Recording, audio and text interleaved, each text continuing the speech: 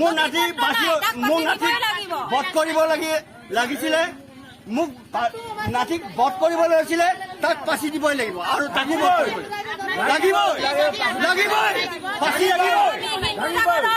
সভাপতি ডাঙৰীয়াকো আমি এতিয়া সেৱাৰে নিমন্ত্ৰণ জনাইছো। সেইজন লোকক এতিয়া পাচি দিবলৈ আমি বিনম্ৰ অনুৰোধ জনাইছো প্ৰশাসনক। এতিয়া আপোনাৰ বোৱাৰী হেৰিত আহি পেলাই ল'ৰা ল'বলৈ আহিলে আৰু ল'ৰা বধ কৰিবলৈ আহিলে,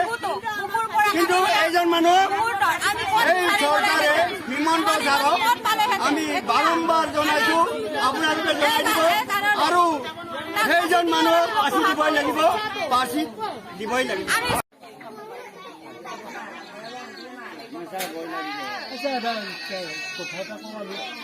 কথাটো হৈছে এইজন মানুহৰ ব্যৱস্থা চৰকাৰৰ পৰা বা প্ৰশাসন কিছুমান মাছৰ পোনা বিক্ৰী কৰিবলৈ আহে, কিছুমানে ঘৰে ঘৰে কিছুমান বাচন বৰ্তনৰ সহায়ত সলনি কৰি পেলাই চুলি লৈ যাবলৈ আহে, কিছুমানে আপোনাৰ কাপোৰৰ বেপাৰ কৰিবলৈ আহে। তো তাত বেপাৰটো ঠিকে আছে, কিন্তু কথা হ'লে বেপাৰৰ উদ্দেশ্য লৈ মানুহবিলাকে কিছুমান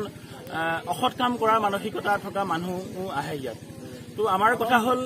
আমাৰ বিশেষকৈ মতা মানুহসকল বাহিৰত কাম কৰিবৰ কাৰণে ওলাই যায়, তো মাতৃশক্তিক আমি বেছি গুৰুত্ব দিওঁ। তো মাতৃশক্তি যিহেতু ঘৰত থাকে, এজন মানুহে বাহিৰৰ পৰা যেতিয়া বেপাৰ কৰিবলৈ আহে মাতৃসকলকে লগ ধৰে যে খাৰু কিনা, কাপোৰ কিনা বা এনেকৈ বিভিন্ন ধৰণৰ বস্তু কিনা লৈ পেলাই তেওঁলোকক বস্তু দাম দৰ কৰে। দাম দৰ কৰাৰ পিছত কি কৰে, 1000 টকাৰ বস্তু হ'ল, তেওঁক যেনিবা মানুহগৰাকীৰ হাতত 200 টকা আছে, 200 টকাতে বস্তুটো দি বাকী 800 টকাটো নিবৰ কাৰণে 4-5 বাৰ আহি পেলাই সেই মানুহঘৰৰ লগত সম্পৰ্ক এটা গঢ়ি তুলি গাঁওখনৰ লগত সম্পৰ্ক গঢ়ি তুলি বিভিন্ন অপ্ৰীতিকৰ ঘটনা কৰিবৰ কাৰণে এনেকুৱা ধৰণৰ সুবিধা গ্ৰহণ কৰে। যিজনে হয়তো মানুহে এই কামটোৰ কাৰণে নেটৱৰ্কটো হেণ্ডেল কৰিছে, তেওঁ হয়তো দূৰত গাড়ী লৈ আছে, কিন্তু গাড়ীৰ পৰা মানুহ পঠিয়াই দিছে এজন অচিনাক্ত কোনোদিন গাঁৱলৈ নহা মানুহ আহি পেলাই সেই গাঁওখনত সেই ছোৱালীজনী উঠাই পেলাই ৰাতি 12টা বজাত উঠাই নিবলৈ চেষ্টা কৰিছিল, কিন্তু ঘৰৰ তৎপৰতা, গাঁৱৰ ৰাইজৰ তৎপৰতাত এই কামটো বৰ্তমান নোহোৱাৰ এটা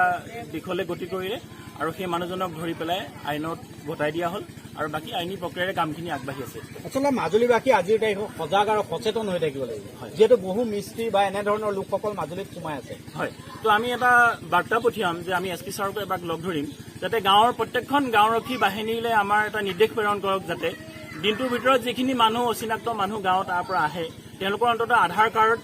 বা আপোনাৰ বিভিন্ন ধৰণৰ যিবিলাক লিগেল নথিপত্ৰ আছে সেইখিনি বিচাৰক,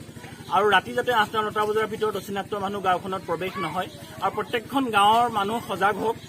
আৰু কথা হ'ল গাঁওৰক্ষী বাহিনীবিলাকে সেইখিনি কাম আৰম্ভ কৰক, লগতে গাঁওবুঢ়া আছে, গাঁৱৰ প্ৰধানেও সেইখিনি কাম কৰক, যাতে গাঁৱৰ যদি কিবা অচিনাক্ত কিবা দেখা পাইছে তেতিয়াহ'লে তেওঁলোকক অৱগত কৰক। আৰু কথা হ'ল আমাৰ বিভিন্ন জেগাৰ পৰা অহা 700-800 যিবিলাক মিস্ত্ৰীয়ে বিভিন্ন এৰিয়াত কাম কৰি আছে, সেইখিনি নথিপত্ৰ বৰ্তমান প্ৰশাসনক আমি বিচাৰিলেও আমি নাপাওঁ। তো প্ৰশাসনে সেই বস্তুখিনিৰ নথিপত্ৰখিনি শীঘ্ৰেই সংগ্ৰহ কৰি পেলাই এটা ব্যৱস্থা আৰম্ভ কৰক, আৰু সেই নথিপত্ৰৰ এগেইনষ্টত যদি কিবা কাৰণত আমি এটা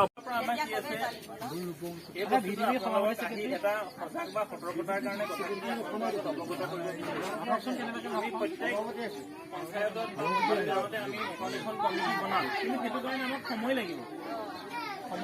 আমি প্ৰশাসনৰ লগতো কথা পাতিম, প্ৰশাসনৰ লগত আমি এটাই কথা পাতিম যে যিবিলাক গাঁওৰক্ষী বাহিনী আছে, গাঁওৰক্ষী বাহিনীবিলাকক গভৰ্ণমেণ্টৰ ফালৰ পৰা এলাৰ্ট কৰক, যাতে ৰাতি